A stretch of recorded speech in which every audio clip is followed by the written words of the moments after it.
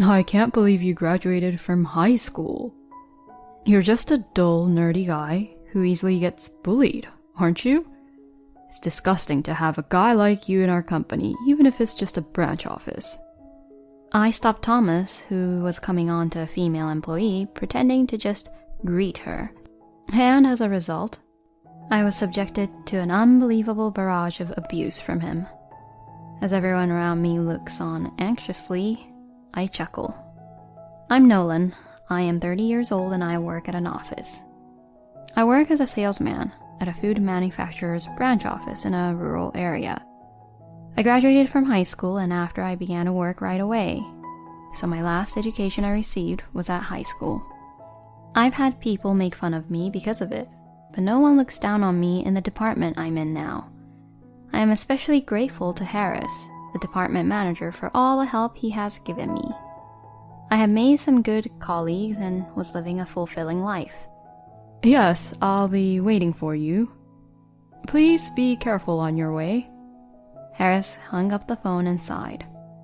I looked at him to see what's wrong, and Harris smiles awkwardly. We're getting a visit from the head office at the beginning of next month. Visits from the head office are a normal thing, aren't they? Harris shook his head with a bitter expression as if he could see right through me. Thomas is visiting here. Hearing that, I finally understood why Harris was sighing. We work at the branch office, but from time to time, information and rumors circulate about the head office. Thomas, whom Harris refers to, is the general head office manager, who oversees the 1st and 2nd Division sales departments. And Thomas is frequently mentioned in rumors, but it's always in a bad way. It's unusual to have a different person come to inspect the branch office. I said that, and Harris agreed. I'm sure there was good reason for that, but I am concerned that he also asked for a get-together party. In other words, I guess Thomas wants us to entertain him. Oh dear. Harris got up from his seat as he said that. Thomas is well known for his bad reputation, and Harris and I both knew about it. I heard that Thomas was an elite graduate from a famous, prestigious university, but he has a terrible personality and judges people only by their academic backgrounds. He's said to harass employees with power and verbally abuses his subordinates, and he is also rumored to be sexually harassing women even though he is married. I shook my head. It's not uncommon for a person to have some issues with their personality, as it gets even rumored around, but mostly when you actually meet that person, he or she isn't that bad. It's not like we haven't had get-togethers with people who have come to inspect the branch before. That's how I convinced myself about Thomas. My conscience told me that I didn't want to do anything I didn't want to do. I had also been judged by people's own imagination based on my academic background. Anyway, I would continue to work diligently as usual on the day Thomas arrives here. That's what I thought to myself, and started preparing to go out of the office. The months changed, and today was the day Thomas was coming to visit. When I returned from my rounds, Pharrell, my colleague, called me over. That's him. That's Thomas. He's just like they say he is, isn't he? I glanced over and saw a man leaning back in a chair. He looks very intimidating with his arms and legs being crossed like that. He repeatedly scolds Harris for his explanation, getting exaggeratedly angry every single time. If you listen carefully, you can see that what he's arguing about is all unreasonable, and I could easily tell that they are not our department or Harris's fault. As I was getting angry, Viola, a female employee, offered Thomas a cup of coffee. Immediately, Thomas's eyes widen and his expression changes. It seems that the rumor that he likes women is true. Thomas ignores Harris and tries to get the name of the female employee who brought him the coffee. Hey, you. What's your name? How old are you? Sir. Harris tries to stop him, but Thomas brushes him off. We need to avoid any more tense situation between Thomas and Harris. Alright then. As I thought like this, I walked up to Thomas, determined. Excuse me for interrupting. Viola, what happened to that urgent documents I asked for? I asked Viola in a deliberately troubled tone. In fact, I had never requested for any documents to Viola. I look at her and Viola's voice rises as if she knew what I was talking about. I'm sorry, sir. I'll bring it to you right away. The female employee greets and leaves Thomas. Thomas was not amused at what happened at all, and after that he began to glare at me. After we managed to finish our work, a get-together with Thomas was held at a venue Harris had prepared. I guess Thomas yelled at the employees unnecessarily and gave them a lot of work to do, so everyone looks more tired than usual today. Harris gives a toast, and we spend our time together. Hey, did you hear? Thomas is staying at a luxury hotel. Farrell whispers in my ear. The area where the branch office is located is in the countryside, but it is a famous tourist spot, and there are several luxurious hotels. I thought the company reserved the hotel since they're the ones paying it. Up until now, everyone who has visited our branch office has stayed in accommodations within their expense allowance. You idiot, that can't be true. Thomas is doing whatever he wants with his power, you know? I was afraid to assume anything, but it was possible. At that moment, I casually let my gaze wander and involuntarily said, "Eek!" and I gulped. Thomas was glaring at me from a little distance away. You're being targeted now, aren't you? It's all because you saved Viola like that. I sighed at Farrell's words. But I couldn't leave her alone. You're an honest person, huh? But good job, Nolan. Farrell laughed and I sipped my beer, trying to hide my embarrassment. That moment, there was a loud bam right next to me. I turned my head in surprise and I looked over to see a male employee sitting nearby, who had apparently fallen while trying to stand up. Hey, are you alright?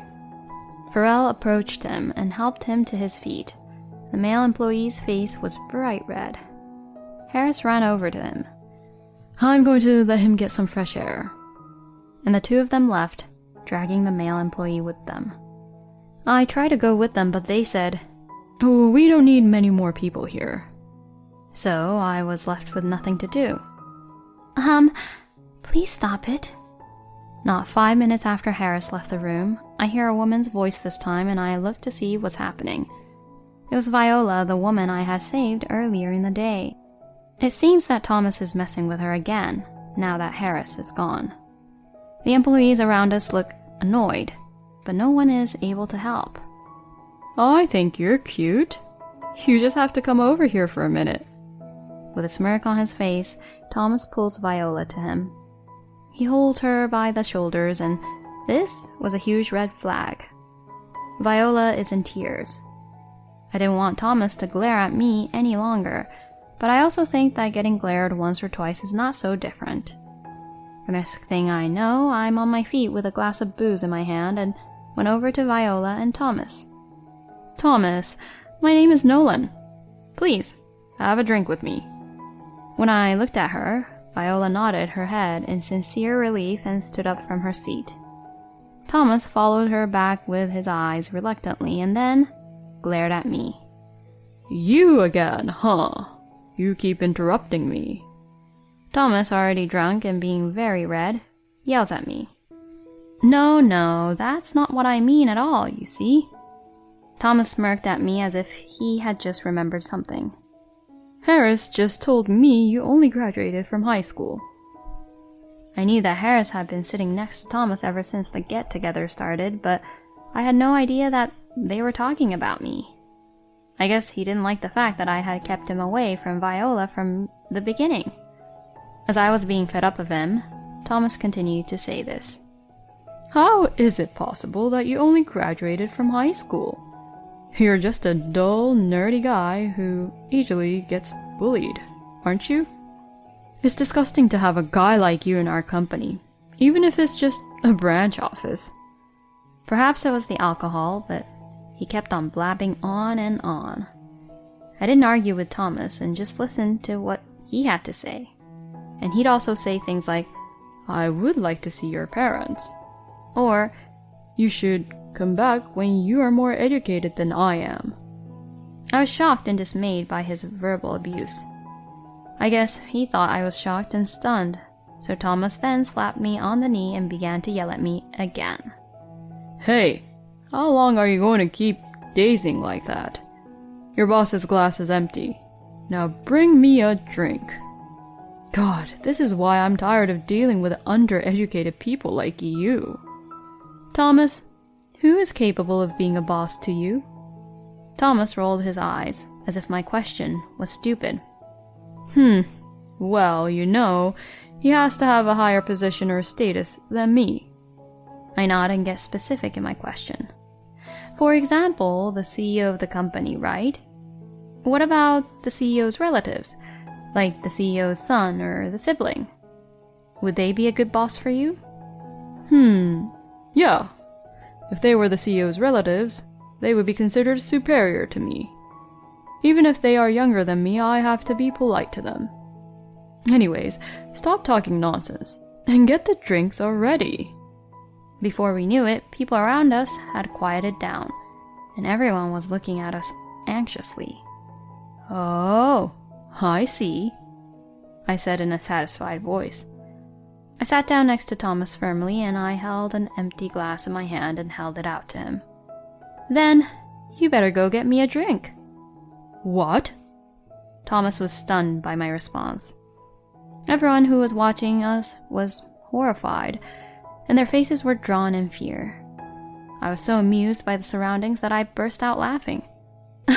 I was only joking. Thomas's face quickly transformed into a very angry expression. You're annoying.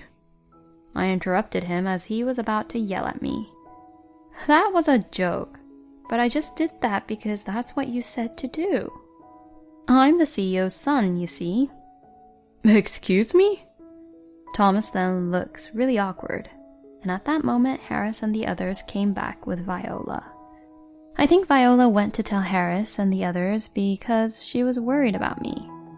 The man who collapsed earlier was not there, so he might have already gone home first. The three of them fidget awkwardly at the strange atmosphere in the room. An employee who was watching the whole thing told what was happening to them, and all three of them looked just as surprised and puzzled as Thomas. Well, of course that'll happen. I have not revealed my status as a relative of the CEO to Harris, the person to whom I am most indebted, let alone to my close colleagues. Harris rushed over to me. Sorry, Harris. I'm sorry for making everyone feel uncomfortable. I apologized to Harris and everyone. Harris looked at me and Thomas alternately, confused and at a loss for words. I turned to Thomas, who was frozen, and said this. You mentioned earlier, didn't you? You said that a superior person is either higher in rank than you or a relative of the CEO. Well, even if I were in a higher position, I would not ask someone to bring me a drink or force myself onto a woman who doesn't want that. As I said it sarcastically, Thomas raised his voice to make an argument. Don't be ridiculous. A poorly educated piece of trash like you is the son of the CEO? You can't possibly be the heir. I raised my eyebrows at his really loud voice. I took out my phone and said this as I was using my phone. I'm not necessarily the heir. I do have other siblings too. I mean, the company won't always necessarily be taken over by our family, you know. If you don't believe me that much, then you can check. Dad is probably already at home. As I said that, I put the phone on speaker mode and I pressed the call button. After a few rings, my dad answers the phone. Thomas's face goes pale at once when he hears his voice. Oh, hello, Dad. A long time no talk. I'm here with Thomas, the sales manager. When I say that, Thomas interrupts me from the side. Hello, are you really the CEO? Yes, I am. Thomas, thanks for your help. How was the sales department at the branch office? Since you insisted on checking it, I allowed you to visit there. But as I said to you, you didn't have to worry about anything for that branch, right? Or is my son being rude to you?" Thomas looked at me awkwardly. His whole body was shaking and I could see him sweating. "No way. He was not being rude at all. I didn't even know your son was at the branch office to begin with." At Thomas's words, Dad said, "Ah, oh yeah." and Dad laughed in a carefree way. "Yes, he was. I forgot that my son wanted to keep it a secret that he was my son. But my son revealed it to you. So that means that something very important must have happened, right?" To that question, Thomas looked really nervous. I took the opportunity to tell my dad. The first was that Thomas had been yelling unreasonably at my boss Harris and other employees during the visit. Second is Thomas sexually harassing the female employee and pestering her at the get-together party. And the third was the fact that he brought up my educational background when I came in to stop Thomas, and that he verbally abused me. "Your son is drunk, sir." "I was just messing around a little. I would never—" "But it's true, sir." I didn't say anything, but a voice came out of nowhere. Thomas looked around at the other employees, but no one was intimidated by Thomas anymore. "I heard it too." "Me too." One after another, the voices rose louder and louder. Then my dad began to say something. Well, well, I was actually worried when I heard that you wanted to go for a visit to the branches. You know, I did hear a lot of bad rumors about you around the company, and I have warned you before. As long as there is no hard evidence, the opportunity to punish you has not come yet, but I don't know what will happen in the future. That's what I said to you, right?" Dad continued to talk to Thomas, who was now completely frozen. "Thomas, you made fun of me because high school was my last education, and I was at the bottom of the class. But please, don't get the wrong idea. I chose not to go to college after I thought long and hard about it, and I don't regret what I chose. You know, you can learn a lot even if you don't go to college, so to me, it's not a negative choice at all." When I said this, I wasn't trying to act tough or anything like that. I was just being honest because that's how I truly felt. Above all, it was my dad, of all people, who encouraged me to make this choice. "In whatever way you choose your career path, your mom and I will respect your choice no matter what." Because of those words, I decided on my career path with a positive attitude. After graduating from high school, I took the company exam for my father's company and passed. And now, here I am. It was my choice to work at a branch office in the countryside. I used to live in the city where the company was headquartered, but I wanted to try a different environment, and I would like to gain experience in other branches eventually. I thought about going on to higher education, but more than that, I wanted to repay for my dad's kindness as soon as possible. Harris, who had been quietly watching me, followed my lead. "Nolan makes his own choices and continues to go on his own path. So does his work ethic. He has the strength to keep going and not give up. I'm afraid you have insulted him while I was gone, so I'd like for you to apologize to Nolan."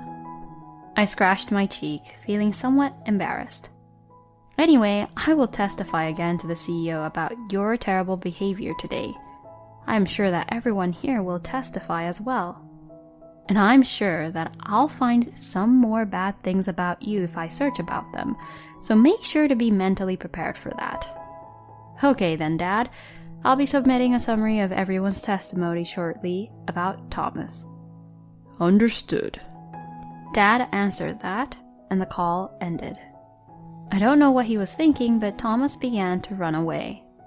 I guess it must have been really tough for him to be there. At the same time as Thomas let out a sad scream, a tremendous noise rang out.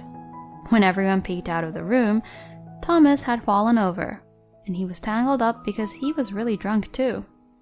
My father later told me that Thomas had been fired from the company. I was told that the evidence I submitted to the company was followed by evidence from the head office and other branch offices of Thomas's power harassment and sexual harassment. Some of them declared that they would sue him. The luxury hotel where Thomas was supposed to stay was in fact actually also a hotel that he had booked with the intention of meeting up with his lover later on.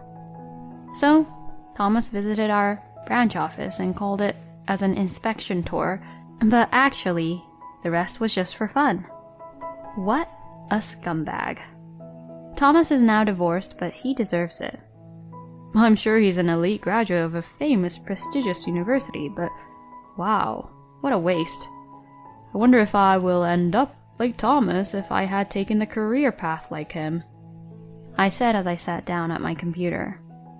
Nah, you'll be fine. You actually know what you want. Yeah, that's right. Harris and Farrell laughed as they said that. Even though they know I am the son of the CEO, they still treat me the same way they always have. Neither ability nor humanity can be measured by that person's academic background alone. I will continue to work hard so that people who would know who I am would think that way. Thank you for watching. I hope you enjoyed it. We look forward to seeing you again. Please subscribe to our channel